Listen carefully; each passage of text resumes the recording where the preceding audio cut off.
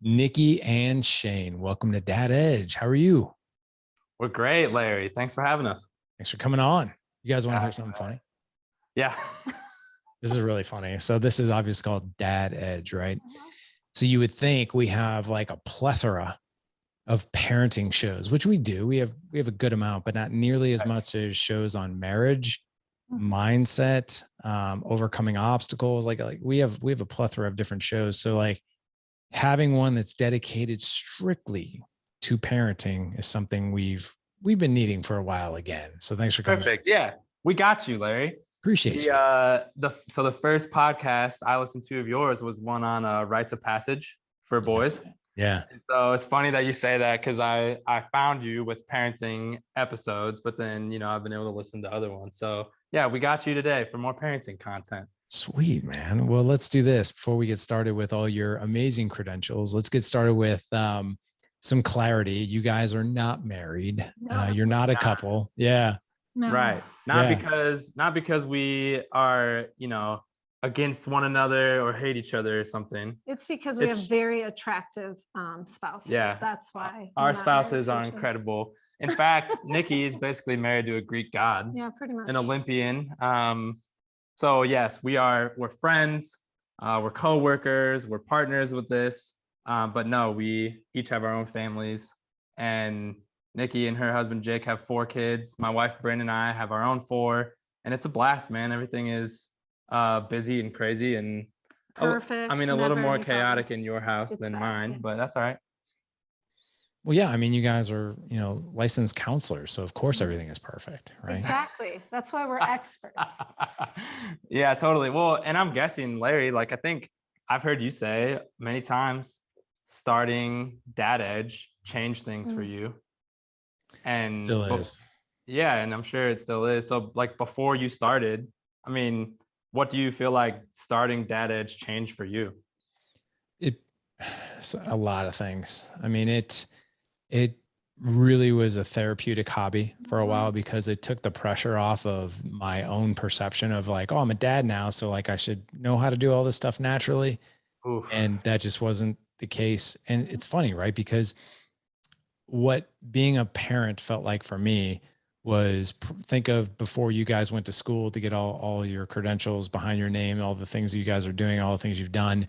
And you show up to school and they're like, okay, today you are a licensed family therapist and here's 100 things to not do with your clients. Yep. Right. Like, that's what it felt like. So it really put me in the role of being like, this is a perfect example. I am so excited about the topics that we're going to talk about today because I constantly get to learn, and whatever you guys are going to teach me in the audience today, I'm like, yes, right. I got more. I have some more learnings that I can now go navigate these waters better with. But that's what it's made being a parent for me such a human thing, right? And such a thing where I don't put so much pressure on myself. It's like, hey, this is a journey. This is a learned journey, and I'm going to constantly it will never be finished ever. So that's one thing I love about the brand mostly. Yeah, and I love hearing you say that because humans, adults, and I think especially dads, we hate feeling incompetent. We hate it. And so just like you described, there is no way to describe what parenting is like besides saying it's human. Like all your flaws, all your limitations, all your incompetencies just on display for yourself and your kids and everyone else who gets to watch. I was thinking humble the whole time. This whole thing is super humbling.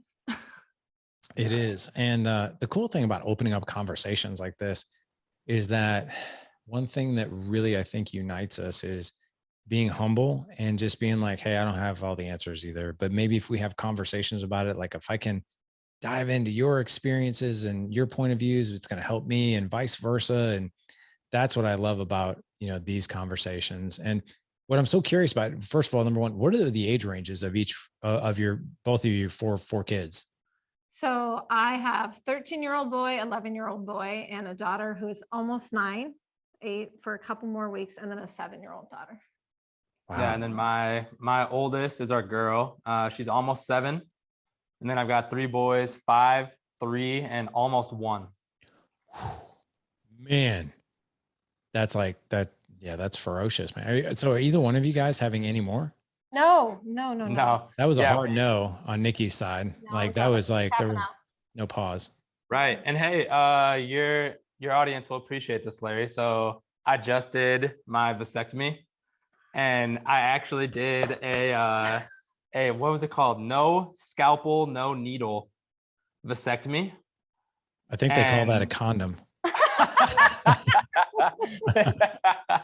They do it's a laser treatment. So you still get the, smell of the burn and all that, but it was pleasant, man. Pleasant? Did you, Larry, did you get a vasectomy? Okay, so I got to be honest. Before I answer that question, I've never heard the words pleasant and vasectomy in the same sentence. I never had either. No, I've never talked to a friend, a relative, anybody. They're all like horror stories. Yeah. So, wow. And here's the funny thing. My brother-in-law has 4 kids, my wife's brother. And, pretty much most people I know my age have had it done. I have not, and I'll give you my reasons why. And it's probably very different than others. So I haven't had it done. And the reason I haven't had it done is because I spent 15 years in the medical device industry. So I was in scrubs every day. I was in surgery every day. And you know how if you're a cop, you just over time, you get really jaded by people in general and humanity. And you're just like, oh, I think this guy's a nice guy, but I've seen like really dark things. Well, that's me with surgery. I have seen and heard things in the OR that I'm like, oh my God, I would not send my worst enemy to come get operated on you. Wow. Like ever. Right. So for me, I've heard the words, oh crap, oh shit, shouldn't have done that. Whoops, that was the wrong thing. And I'm like, and you're just like, this is, and people think because you have all these surgery, your doctor, and then all these, acronyms, things behind certification stuff behind your name, that if surgery goes flawless, it's just like carpentry. I mean, you are going to hit your finger with the hammer every now and again. You're not going to measure properly when you go to cut something. Like this is why they make you sign what leg they're doing surgery on. Oh, totally. Mistakes so much. Totally. Yeah. I mean, so I'm just one of those people where when it comes to my area, I just want to make sure I'm like, because like, I mean, I've even been out with surgeons and, we go out and we party and then they've got surgery at 6 a.m. the next morning. I'm like, so yeah, there you go. I love that. Yet. Well, hey, all that to say, if you do it someday, do the laser. Pleasant. You don't even know if it works yet. You shouldn't push it. You might have 6 more kids from that. Yeah, I mean, they tested the sample. It works. It works. All right, cool. Well, so for those of you out there, our newest sponsor to the show is laservasectomy.com. If you use our coupon code painless@edge, you'll get 25% off. All right. Well, hey, let's dive into this because you guys have this really cool platform, Preparing Parents. There are all kinds of things that you guys are talking about. You're talking about anxiety. You're talking about video games, pornography, the sex talk. You've got courses on this. You're experts. I mean, so Nikki, you're a licensed mental health counselor, right? For children's, teens, adults, families for the past 15 years. Shane, you have a master's degree in mental health counseling. Is that correct? Yep. Man. Okay, cool stuff. And then how many years? I know Nikki 15. And then for you, Shane, how many years you've been doing this? Yeah. So I spent 7 years working as a pastor actually here in Iowa. And then the last 3 years now I've spent building my counseling practice. So 25 years. We look good for 25 years of doing this. No kidding. Yeah. It's awesome. Seems like we should have aged more by now. Right. It's all the laser vasectomies that have kept your youth intact. I really want to dive into, I know we're going to talk about a few topics on this podcast. I want to start with the video games thing and actually just all of screen time, right? One of the biggest battles, and I've had other experts on the topic like Cam Adir and Arlene Pelicante on screen time, what it does to the brain, how it's so addictive, and and the battle. So let's just level set what parents are dealing with right now. Parents are raising a generation of kids with smartphones and iPads. And for us, like me, I'm aging myself here. I remember when Atari came out, Nintendo came out, there was an end to every game. Like, you know, you get only three lives in asteroids, your game ends. Well, now it's like you could stay on an iPad in flow state for hours and not even realize how much time has passed. There's a lot of addictive things. You know, you hear somebody like Steve Jobs, who wouldn't even give an iPad to his kids because he knew the addictive tech that they were putting in that. But we're raising our first generation with this tech. The generation that's raising this generation with all this tech, we're totally unprepared for this. And what I honestly think is going to happen is we're going to understand the impact of this probably 15, 20 years from now and be like, holy crap, look at that. It's kind of like when, do you guys remember, you've seen the documentaries where people thought cigarettes were healthy and like, oh, if your doctor smokes Marlboro Red, so you should too. And I wonder if we're going to see some sort of impact like that over the next years. Yeah, we're not going to realize it until it's way too late. Like your example of Marlboros or whatever. I remember in like the 70s when cocaine was just like this cool party drug that like people were doing in big cities. And then I think it was 82, like 2 or 3 NBA players died, all from coke overdoses. And it was like a cultural moment of like, oh my gosh, maybe cocaine isn't as okay as we thought it was. I would not be surprised at all, like you said, Larry, if, you know, 10, 15, 20 years from now, we look back and go, what did we do? What did we do? Yeah. So what are we up against with this? And in from your line of sight? Well, I think what walks into our office over and over again is parents when it's gotten completely out of control, right? So we kind of take a different approach to video games, actually. Yep. So my boys are old enough; they started gaming in the last couple of years. My husband does a bit, and so the approach that we actually take is that we really think that you can instill your family's values through things like video games instead of making it like this taboo. So I'm going to be honest. This is how it was for me.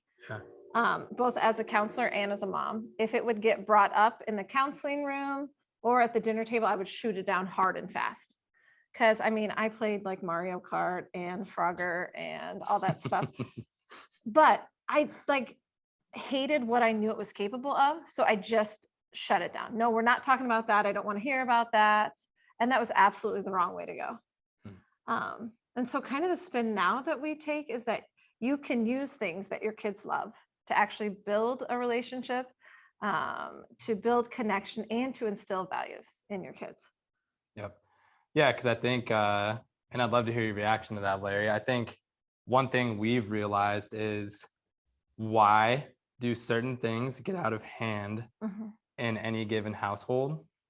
And it usually ends up boiling down to parents choosing short-term peace over like the long-term good of their kids or their relationship or their household. And I think screens fall like squarely into that reality where it would be too much of a battle in this moment or now. And I'd rather just not realizing, man, the second, third order effects of that are you get really far away from what you were just describing, which is a chance to use screens or video games to pursue family values. So like, do you want to know what this looked like? He doesn't agree with this. No, you guys got me hooked. Like, please tell me more. So, okay, my husband came up with this rule that I thought was complete garbage, and I was so violently angry when he said it. So he said this, he said, okay, video games are going to happen every other day in our house. That's it. And I thought, oh, great. Another thing for me to keep track of in our house, right?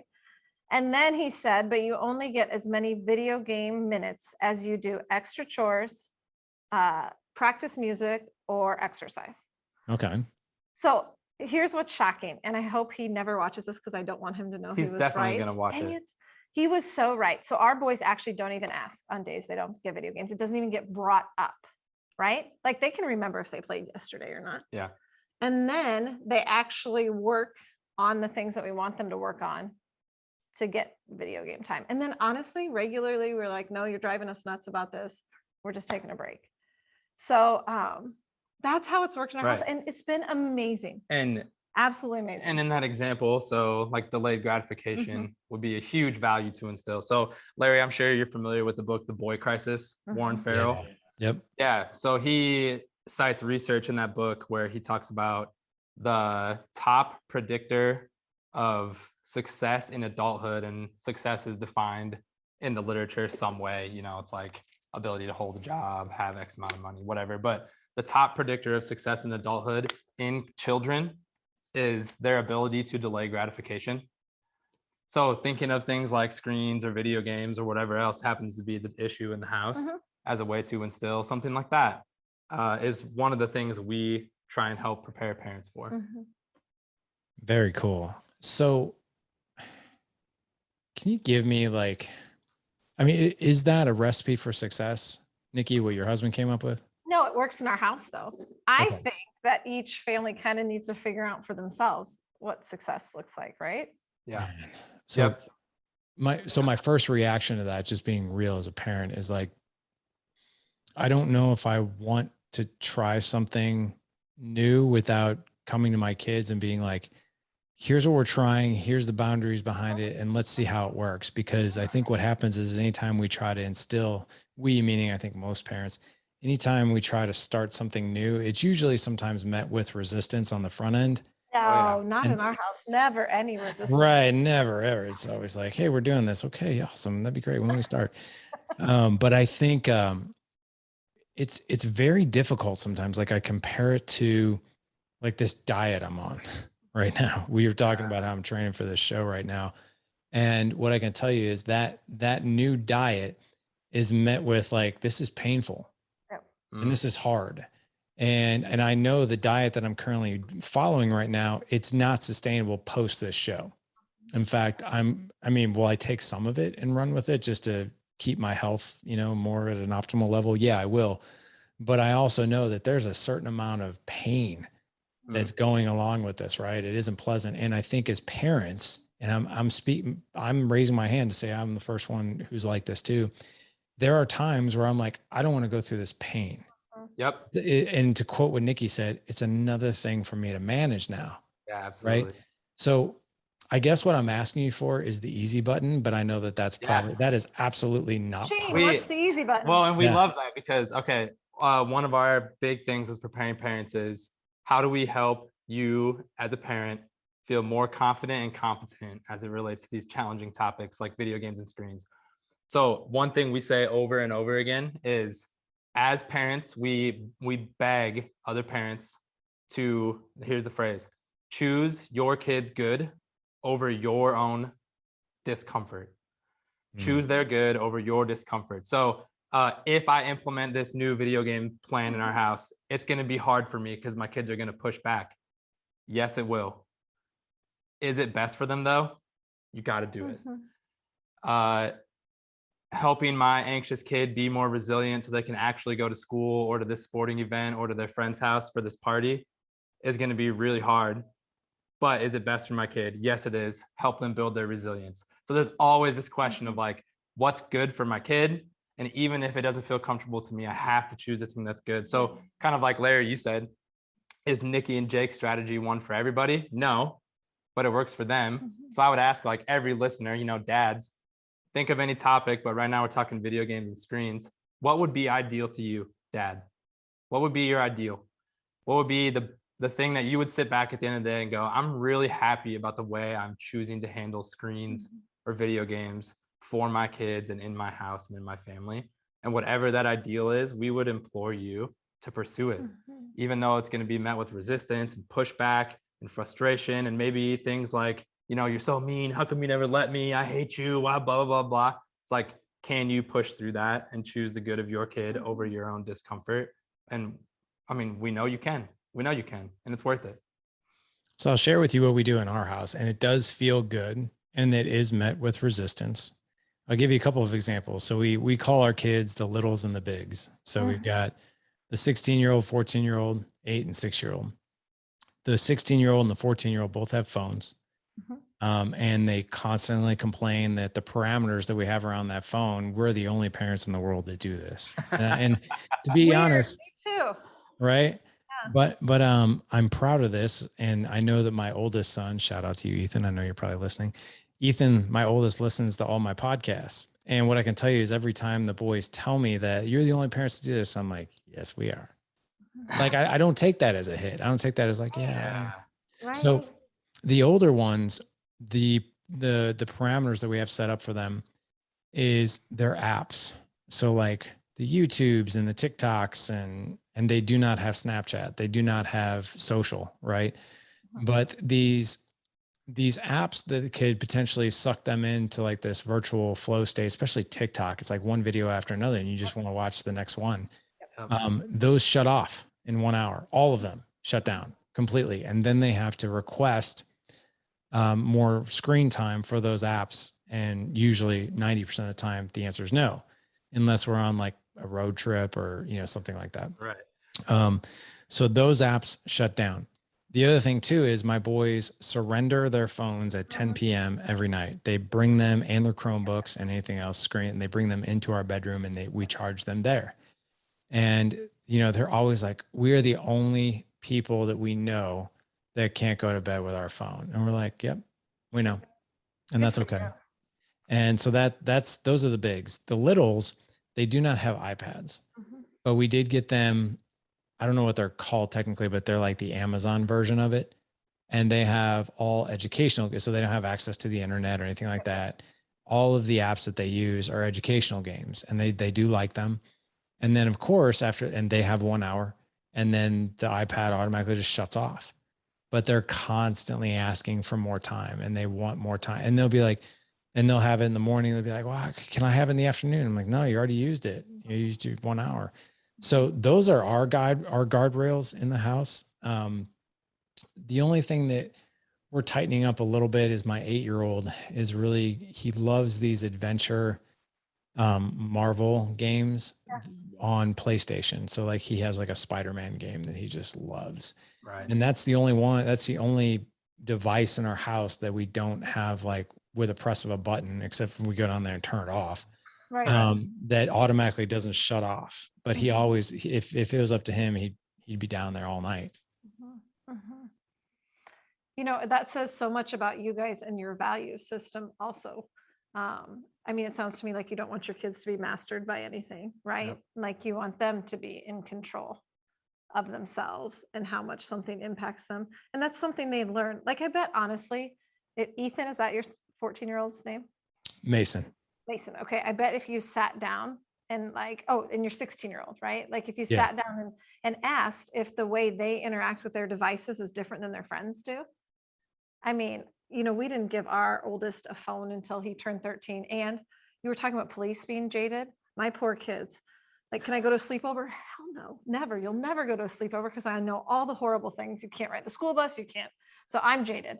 But like this idea that, I mean, by the time my kid got a phone, he already didn't like that his friends were ignoring him by looking at their phones, right? So if you continue to have the dialogue of the why and the vision and this is how our family does it, I think they get on board. Yeah. Maybe bigger. I would wholeheartedly agree with that. My 2 oldest boys, especially my oldest, will go to a restaurant and he'll be like, yeah, does anybody talk to each other anymore? I'm like, yeah, that's my question too. Yeah. You know, and exactly. yeah, and that's really sad is that, you know, you look around, there are times where I will purposely like put my phone like in my backpack, out of sight, out of mind. And I'll just sort of observe the world around me, right? Just to get away from it. Right. And it blows my mind that when you're in a Starbucks or you're in a restaurant or you're in the gym or you're in a plane and nobody talks to each other anymore. Yeah. You know, I'm super mean because any kids who come into our house have to leave their devices on our counter. Wow. Are you serious?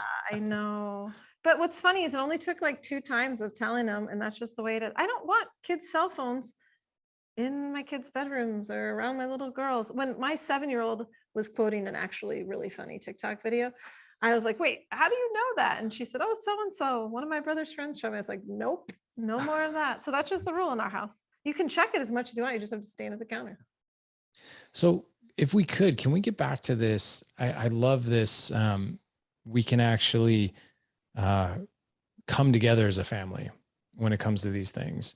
So, you know, for the parents who are out there listening, the dads that are listening, and they're like, oh my gosh, like I cannot get my 12-year-old off his iPad. It's like just, or their phone or whatever it is. What's the next right thing? And when I say the next right thing, I'm also going to include how about some low hanging fruit that allows somebody to get like a very small win, not be like, okay, from this moment on, your friends come in, every phone is on the counter. Everybody has 1 hour of screen time. You turn in your phone at 10 p.m. every night. And this is the way we operate. And then your kids are like, wait, what just happened in my home? So can we go through some like low hanging fruit and then a way that we can align with these kids? Yeah.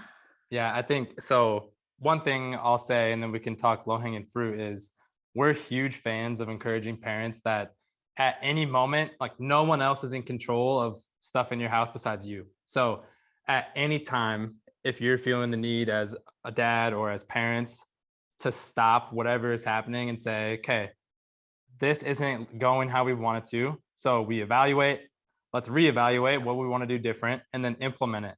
And then evaluate that and then reevaluate and then implement the next thing. So we're huge fans of constantly saying to parents, whatever it is like now doesn't have to be that way any longer if you don't want it to be. Right. So I think here's a great one for you, Larry.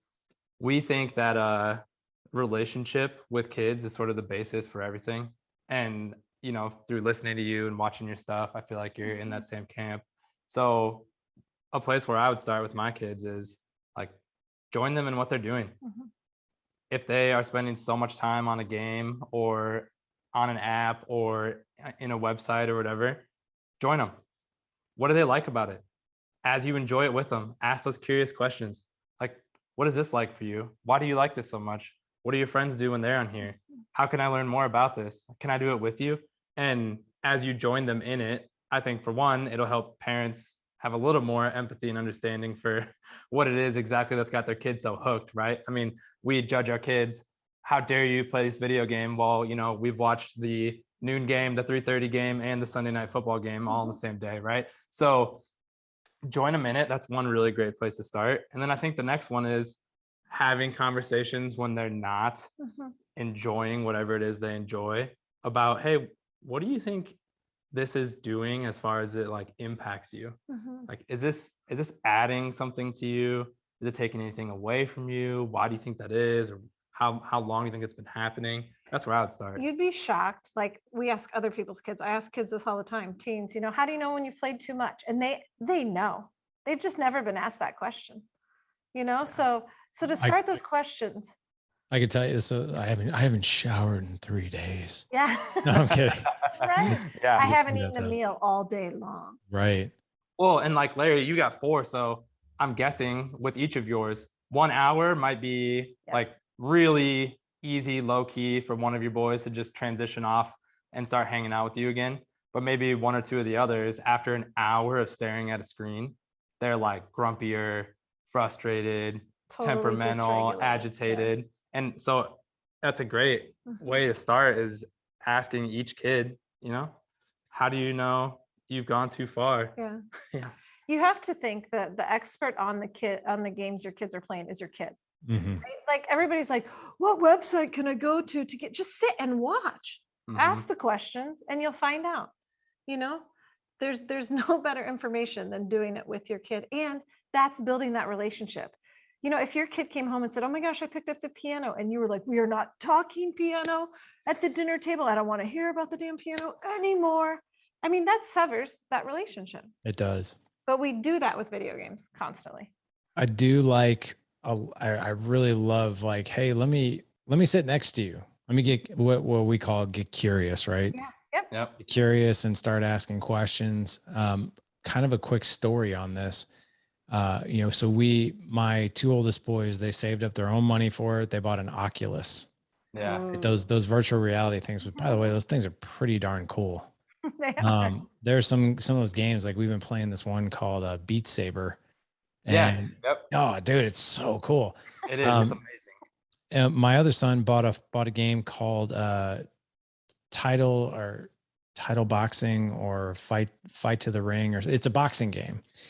And I was like, man, it's a great workout, you know, and it's like, it's super cool. I was like, man, this is so cool. It's like, kind of reminds me of Mike Tyson's Punch Out, but you're actually the one in the fight. And my other son was like, hey, I just got this game called Bar Fight. I'm like, Bar Fight? I was like, what's that? He's like, oh, it's a lot like the title boxing one. It's for you're in a bar. I was like, okay. I was like, what? Sounds kind of, Yeah. I was like, I love the title boxing one. I was like, this sounds kind of cool.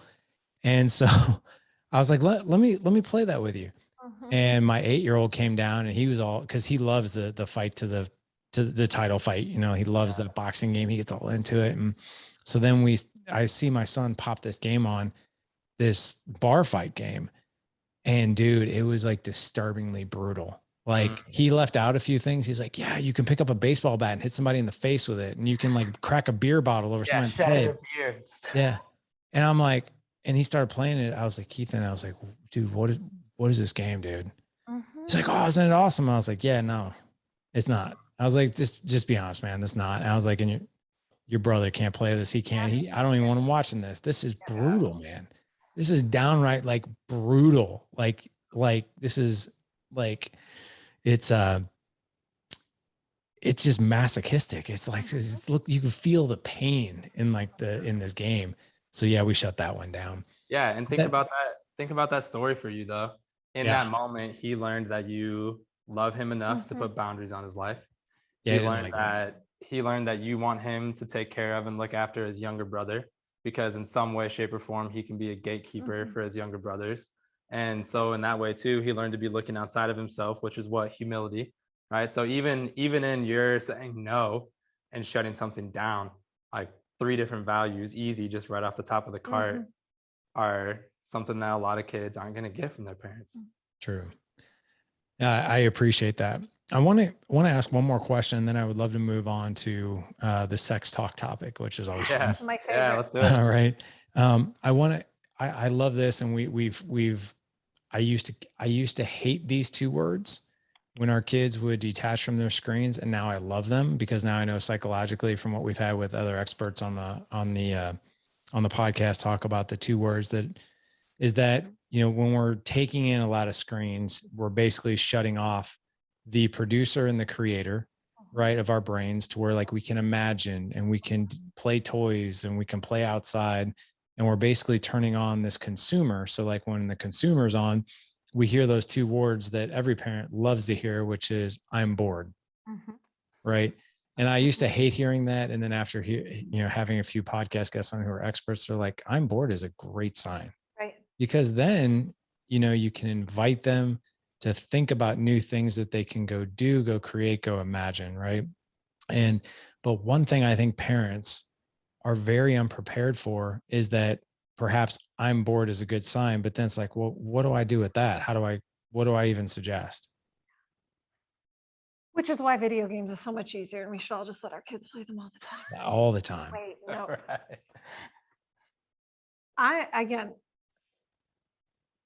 I think that we are like stretching our kids' window of tolerance for discomfort. Like, Shane, how much of your day is boring? I mean, a good portion. I mean, 50%. Don't tell any of my clients this, but at least when we were wearing masks, like my clients couldn't tell when I was yawning during their sessions. Right. But I think it's okay for your kids to be bored, right? Like that's life. Life is boring sometimes. And it's not anybody's job to stinking entertain you every second of the day. My husband made our boys paint our refrigerator in our garage this last summer for no other reason than it was a horrible job. And sometimes you got to do things that suck in life, you know? But what's funny is like our oldest, I would love to hear what you guys think about this. He was bored a lot longer than the younger ones. And he is he's very creative. He got video games the same time the next one did. Yeah. And so like, it's so interesting to watch. He has played far longer than other kids his age, just the other day, he plays this board game that's about war, and he wanted the new expansion pack. He just made one. Wow. He just stinking made one because you let him be bored, right? You give him space, give him a few options, and let him go wild. And then encouraging that, right? Like, oh my gosh, look what you did. You're so proud of it. I think so often we tell our kids we're proud of them. But if we can kind of build up that internal locus of evaluation so that they can feel proud and accomplished, like that's really the key. Yeah, that's great. And I think to the Larry, you've said before, patience isn't an emotion, it's a skill. And I think in the same way, those two words you use, creativity and consumerism, to be creative is a skill. Yeah. And how do you get good at anything? Yeah. You be bad at it first. Yeah.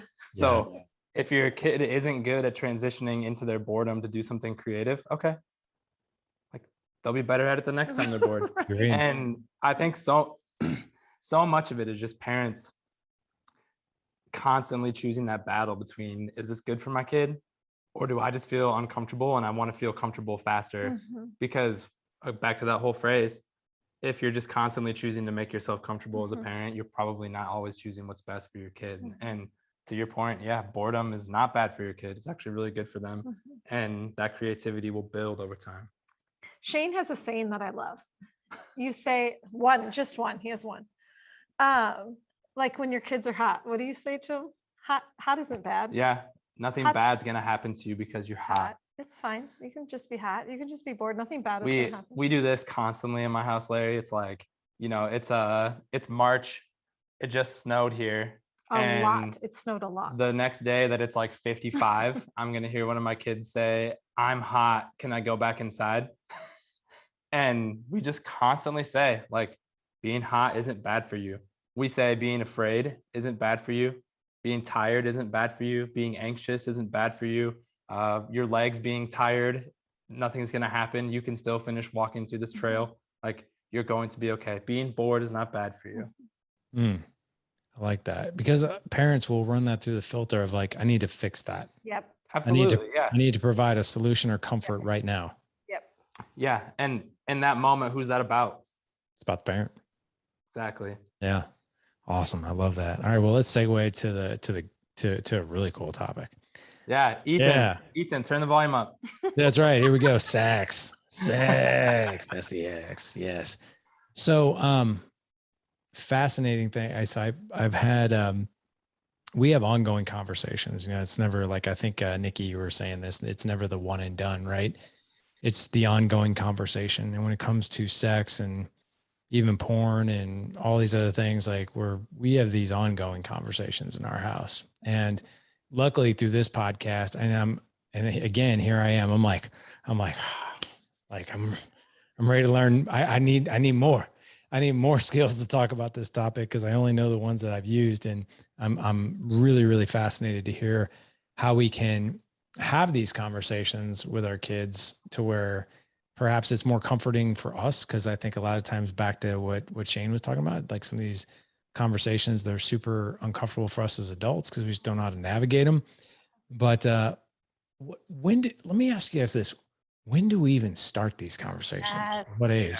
He's good. I love it. Yeah. All the right questions. Yeah. And the answer to that is now. Okay. Whatever age your kids are and whatever stage you're at, the answer is now. So to your point, Larry, so one of the things we say often is we don't think there should be just the sex talk.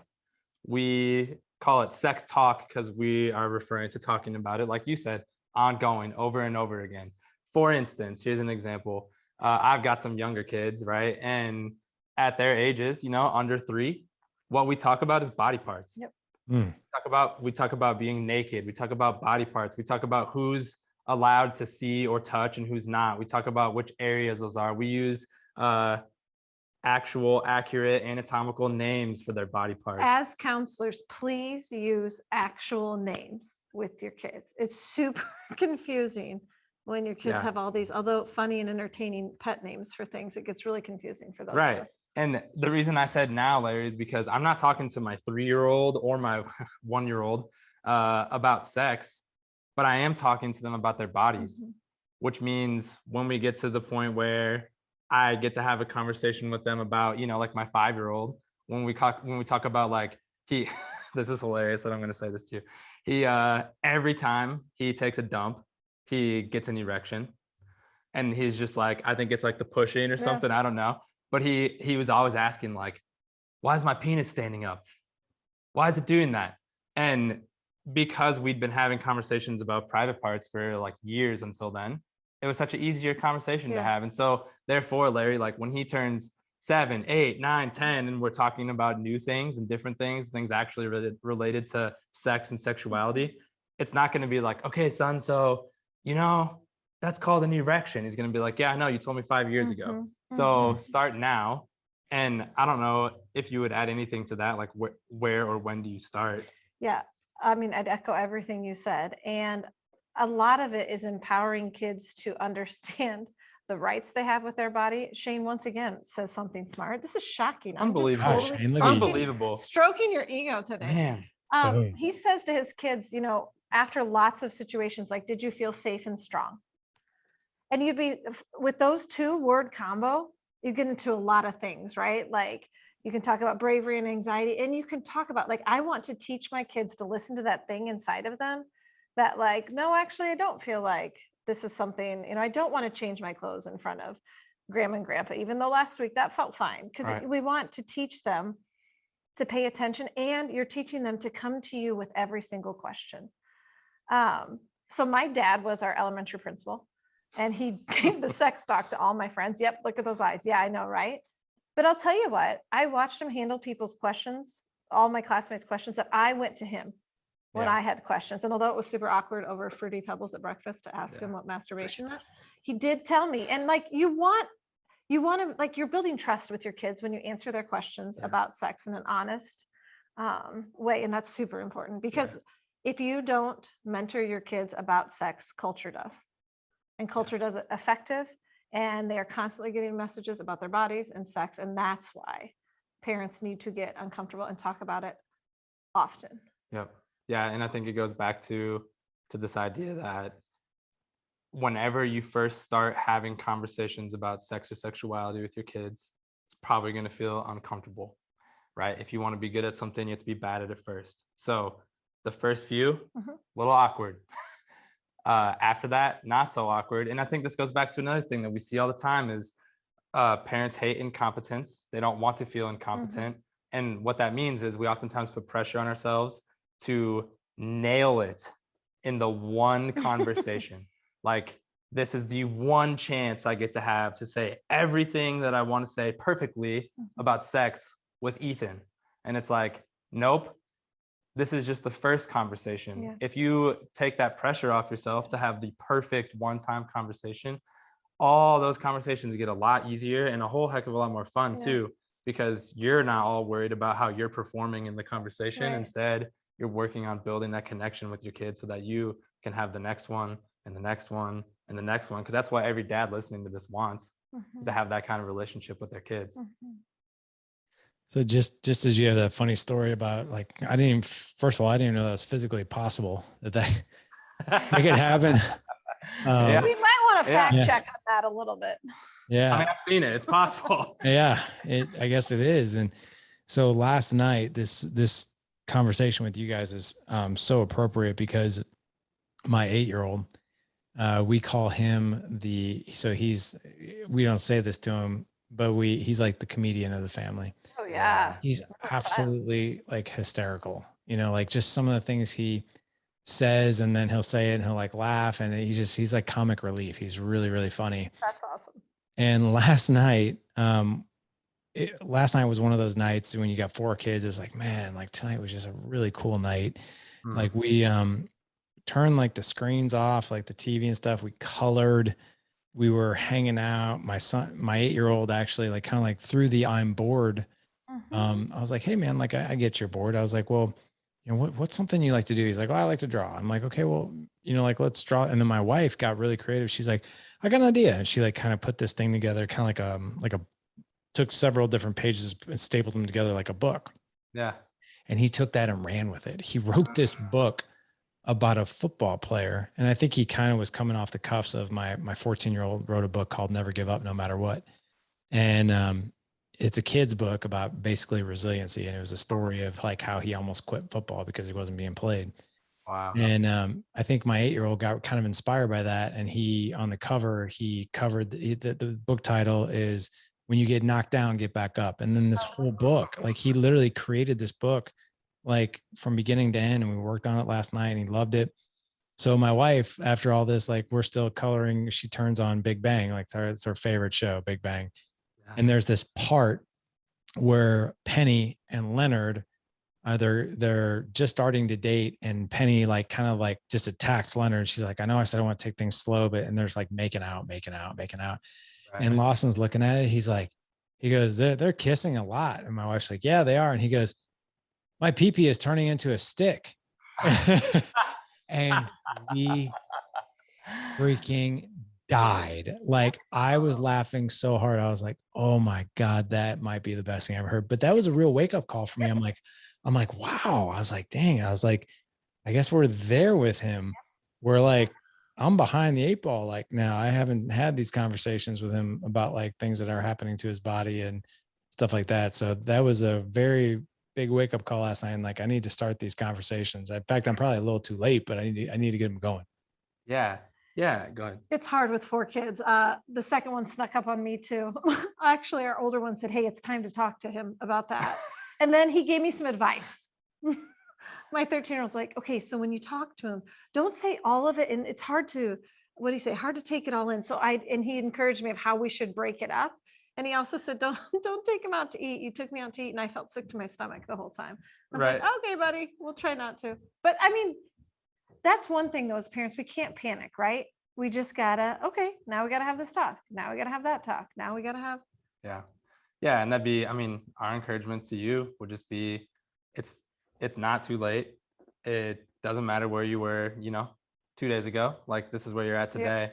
Yeah. And the choice of like feeling shame and beating yourself up for like not having had conversations is not helpful.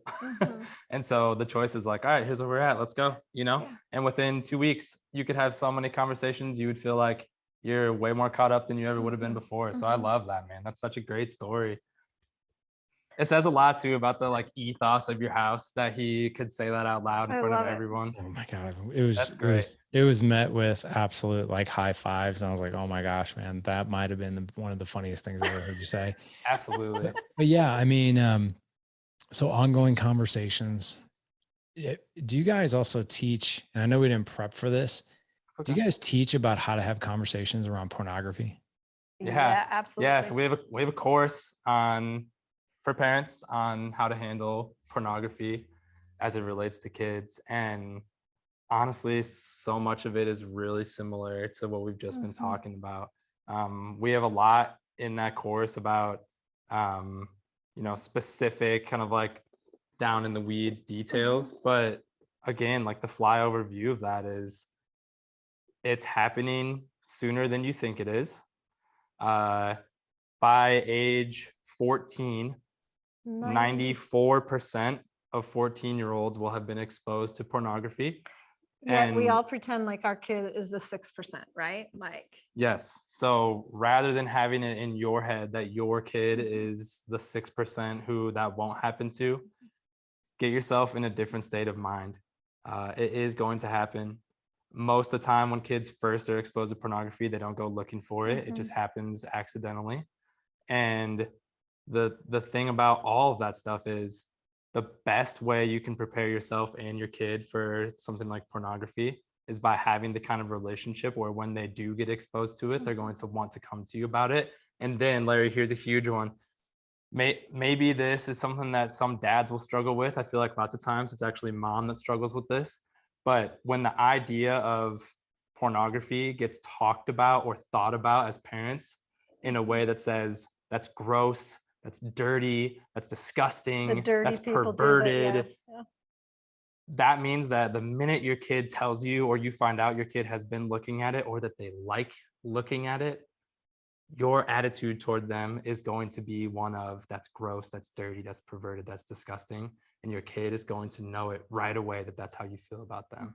So if that hasn't happened to you yet and you're listening to this, and that's a little bit of the attitude you have towards it, I really, really encourage you, unless you want them to never come talk to you about it again, you need to get yourself in the right state of mind where when that does come up, you can embrace the conversation with kindness and with help and with wisdom and guidance, because that's one thing that will shut kids down faster than almost any other topic. Here's my one. I have one good thing. You got 2 today. You say I got so one. many good I got things, one. Nikki. Here is what every dad needs to do, and moms too. You need to have a statement prepared in your head to buy you time when your kid says the thing you didn't want to hear them say. And it could be about porn, it could be about sex, it could be I'm pregnant, it could be 1,000 different things. But if you have the statement ready, something like, I love you, we're going to figure this out. Let's talk about it. I'm going to listen first. Yep. There's nothing you and I can't figure out together, because I have watched too many dads, especially, this can make me cry, say things that they would pay any amount of money to take back when their initial reaction was shock. Right.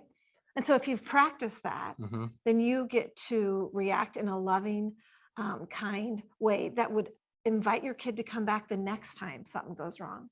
Right. Because we unintentionally talk about those kids who do that and those kids who, right, when half the time it's your own kid. And all you're saying is, if you do this, I don't accept you, you know? Yeah, exactly. And even like for you, Larry, I would love to like hear you say the phrase someday to one of your boys, because Mason wrote that book, like, we never give up no matter what.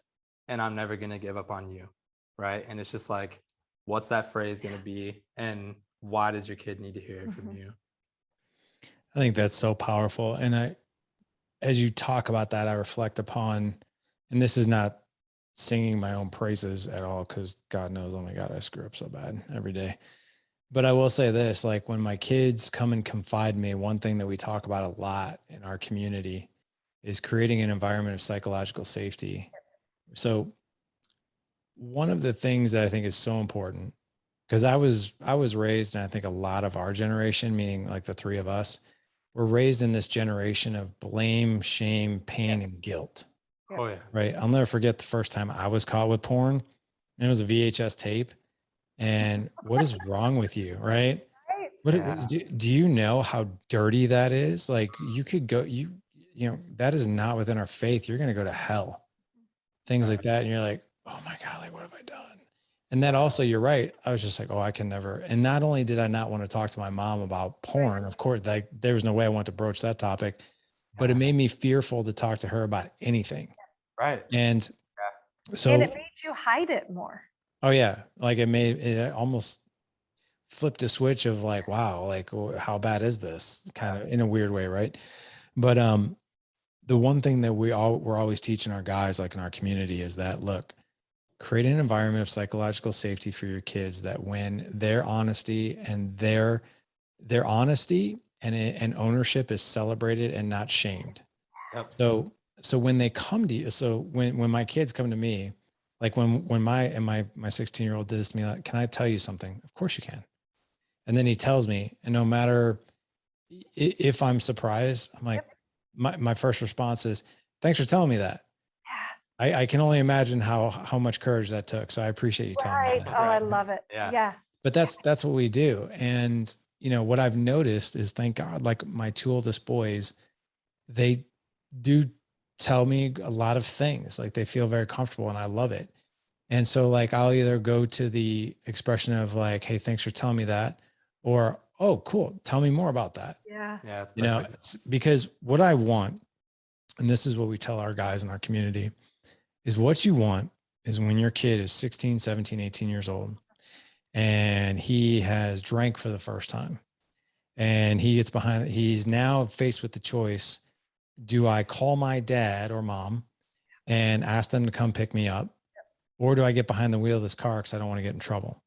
And when it comes to, do we create an environment of psychological safety? So the one thing I've told my kids is, when you're in that predicament, because you will be, it's only a matter of time, I will gladly get up.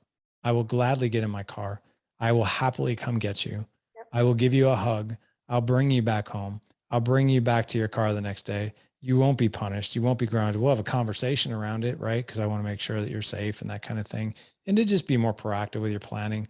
But I want my kids to, when they're faced with something, drugs, alcohol, the girl, sex, whatever it is, oh my God, this just happened. I can't call my dad. Or this just happened. The first phone call I need to make is my dad. Yeah. And I think we can either decimate psychological safety with everyday conversations, or we can build it. Yeah. And I love what you guys are talking about there, because we can build it. Your words are so much more eloquent, but really it's the idea of, you're either opening the door with everything you say and everything you respond, or you're slamming it shut, right? Like that's the only two options that we have. Yeah. Yeah. And almost like those moments are like performance indicators, and parents are usually, and it's tragic, way too concerned about the performance indicators of their kids, like that they went to a party and drank, and they'll take it as a reflection on them. Somehow it pushes on their own insecurity as a parent. They're not comfortable enough with the fact that like we're human and life is hard and parenting is hard and our kids are going to mess up and so are we. And then when it hits those moments, what we're actually reacting from is our own woundedness, our own insecurity, and our own shame comes out.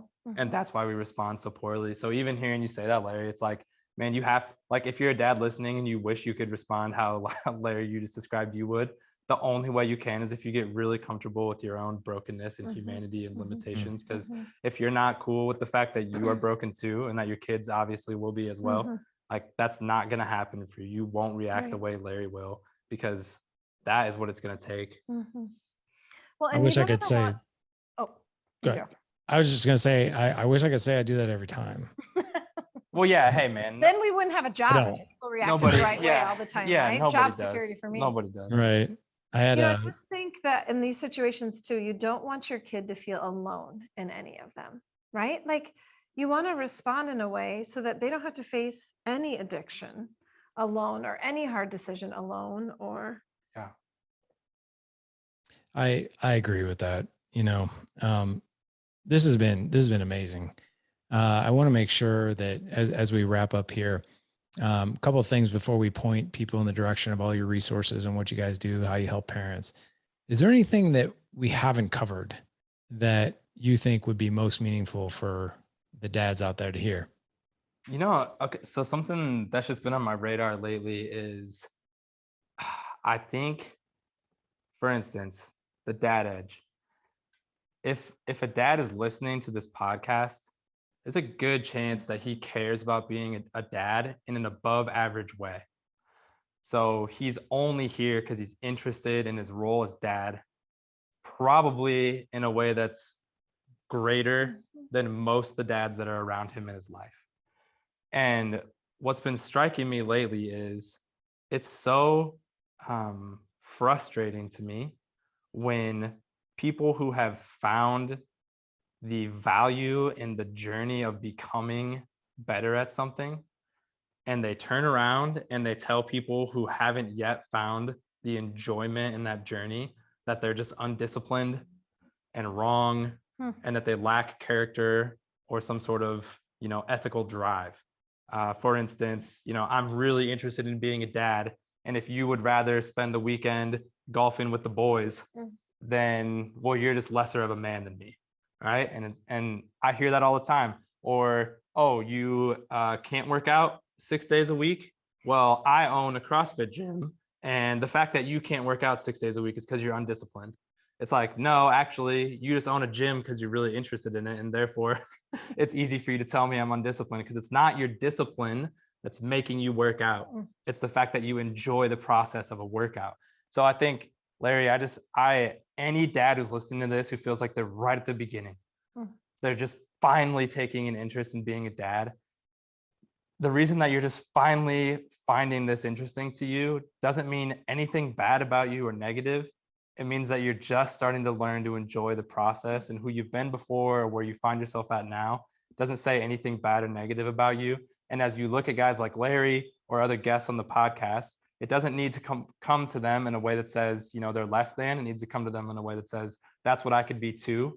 And it took Larry a journey, and now he enjoys it, but he was in process and still is. And so even though I'm in process, but I'm farther behind, it doesn't mean anything bad about me.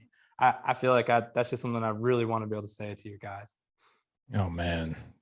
Thank you for normalizing all the feelings out there of complete and total self-sabotage that we as fathers feel.